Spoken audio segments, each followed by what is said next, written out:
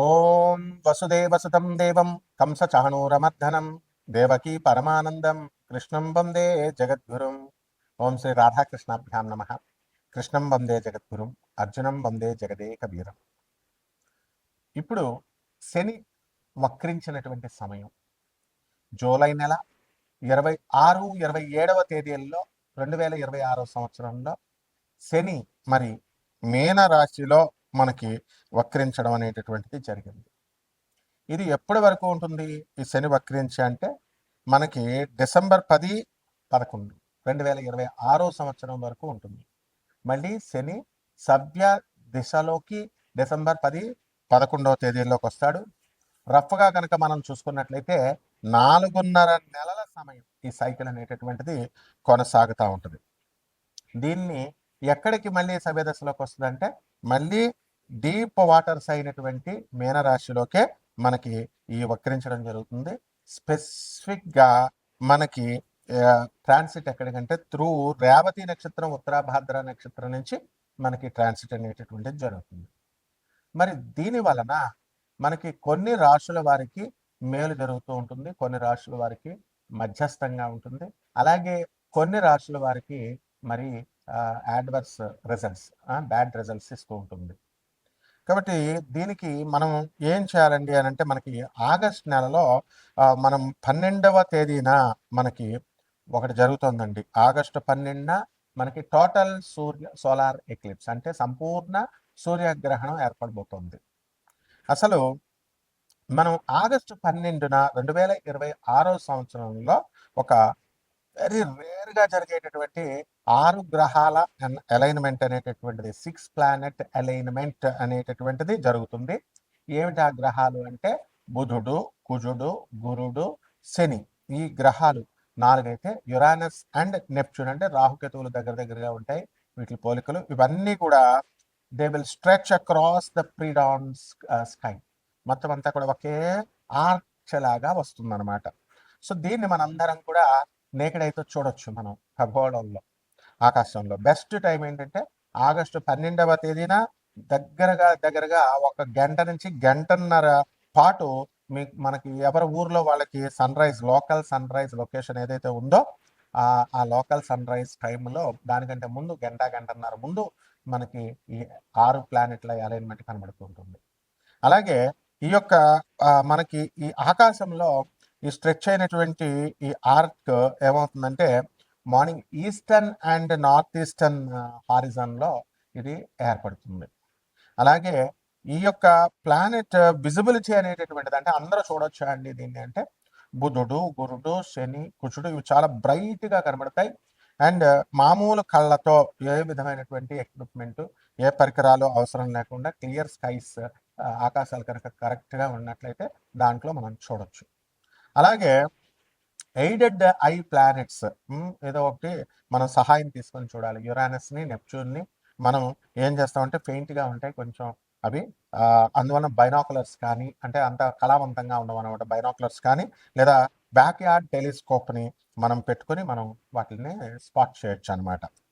అయితే ఈ రకంగా ఉన్నటువంటి ఈ యొక్క ప్లానెట్స్ అన్నీ కూడా ఆగస్టు 1 నుంచి 17వ తేదీ వరకు కూడా మనకి ఈ రవి ఏం చేస్తాడంటే కర్కాటక రాశిలో ఉంటాడనమాట. అలాగే ఆగస్టు 17 నుంచి సింహ రాశిలోకి ఈ యొక్క రవి గ్రహం వెళ్ళడం అనేటటువంటిది, ట్రాన్సిట్ చేయడం అనేటటువంటిది జరుగుతుంది.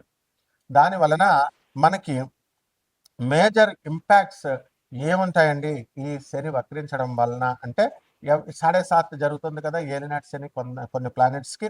ఆ 7.5 ఫేజ్ జరుగుతున్నటువంటి వాళ్ళకి ఎవరికి కుంభరాశి, మీనరాశి, తర్వాత మనకి మేషరాశికి జరుగుతుంది.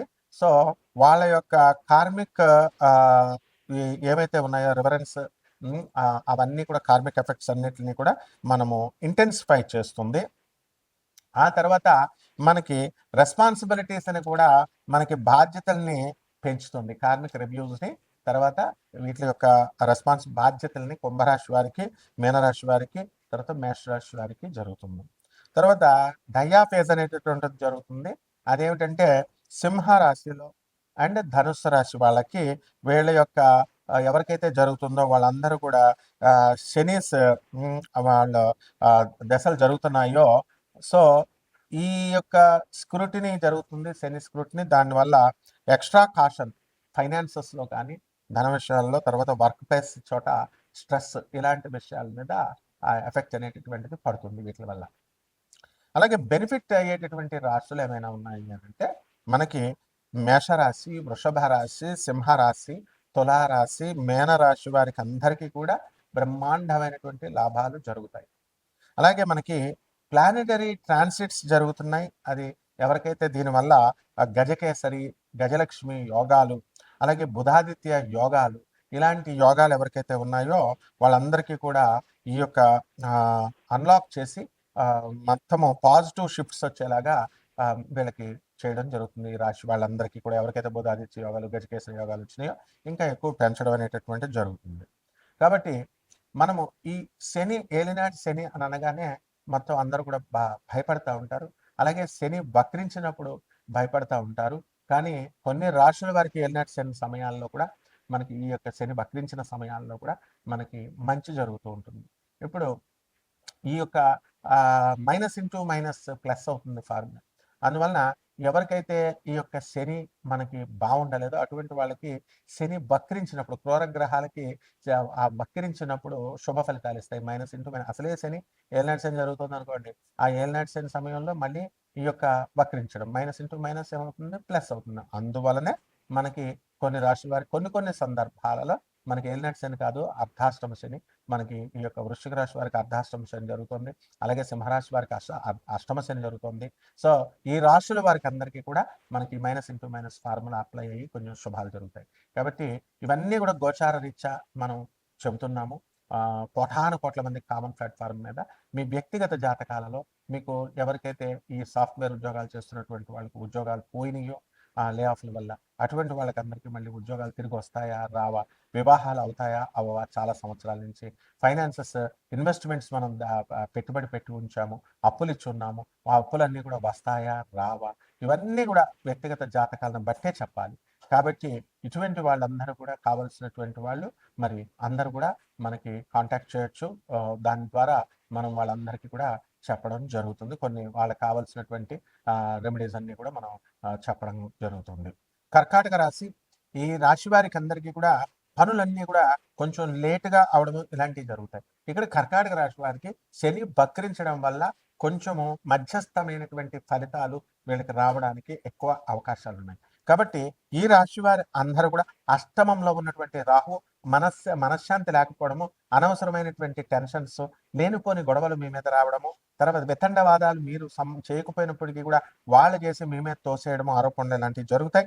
అలాగే కెరీర్ యాక్సిలరేషన్ ఉంటుంది అండ్ బూస్టెడ్ కాన్ఫిడెన్స్ ఉంటుంది అండ్ మార్స్ షిఫ్ట్ ఫేవరబుల్ హౌసెస్లోకి మారడం జరిగింది.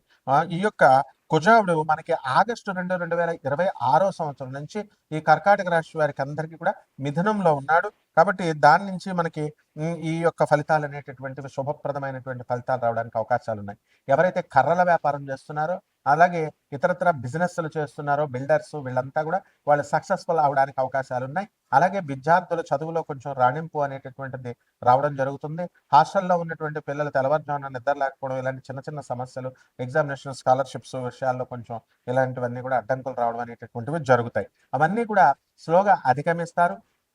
చక్కగా ఈ కర్కాటక రాశి వారికి అందరికీ కూడా మనము శని వక్రించడం వల్ల వచ్చేటటువంటి ఫలితాల్లో మీకు పీసీఓఎస్ ప్రాబ్లమ్స్ ఉన్నటువంటి మహిళలకి కొంచెం ఇబ్బంది పెడుతుంది. అదేవిధంగా ఈ యొక్క ధనం దగ్గరికి వచ్చేసరికి కొంచెం గత నెల కంటే కూడా ఈ నెలలో తగ్గడం, ఇంతకు ముందు కంటే కూడా ఇప్పుడు తగ్గడం అనేటటువంటి జరుగుతాయి. ఆ తర్వాత డిసెంబర్ 5, 2026 సంవత్సరం తర్వాత వీళ్ళు పికప్ అవ్వడం అనేటటువంటిది జరుగుతుంది. ఆ విధంగా ఈ యొక్క రాశి వారంతా కూడా సంపూర్ణ సూర్యగ్రహణం అనేటటువంటిది పడుతుంది. కాబట్టి ఆగస్టు 12, 2026 సంవత్సరం తర్వాత బ్రహ్మాండంగా ఈ కర్కాటక రాశి వాళ్ళు ఉండడం జరుగుతుంది.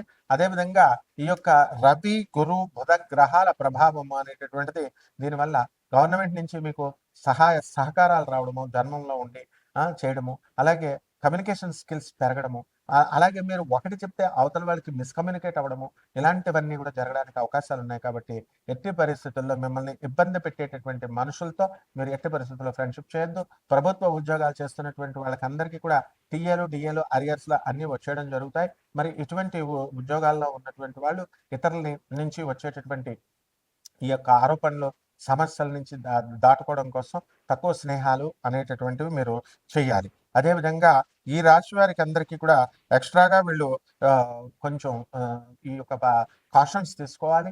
అలాగే ఈ యొక్క బుధ గ్రహానికి, గురు గ్రహానికి మనం జపాలు చేసుకోవాల్సినటువంటి అవసరం ఉంది. కాబట్టి బుధ జపం చేసుకోండి, బుధ స్తోత్రాలు చదవండి. బుధుడికి కిలోంపావు కిలోంపావు పెసల్ని ఆకుపచ్చ రంగు ఉన్నటువంటి వస్త్రాన్నిచ్చి పేద బ్రాహ్మణులకి బుధవారం నాడు ఉదయం 5 గంటలకి దానం చేసుకోండి. అలాగే దశమహావిద్యల్లో ఒకటైనటువంటి త్రిపుర భైరవి అమ్మవారి యొక్క మంత్ర జపము, ఆ అమ్మవారి యొక్క హోమాన్ని మీరు చేసుకోవడం ద్వారా బ్రహ్మాండంగా ఉంటుంది. ఒక మర్రి చెట్టుని చిన్న కుండీలో వేసుకొని తులసి చెట్టుకు పూజ చేస్తున్నట్టుగా పూజ చేసుకోవాలా. దానికి ఒక యక్షిని మంత్ర జపం చేసుకోవాలా. దీని గురించి ఎవరికైనా కనుక సందేహాలు ఉన్నట్లయితే నాకు ఫోన్ చేయొచ్చు. శుభమస్తు.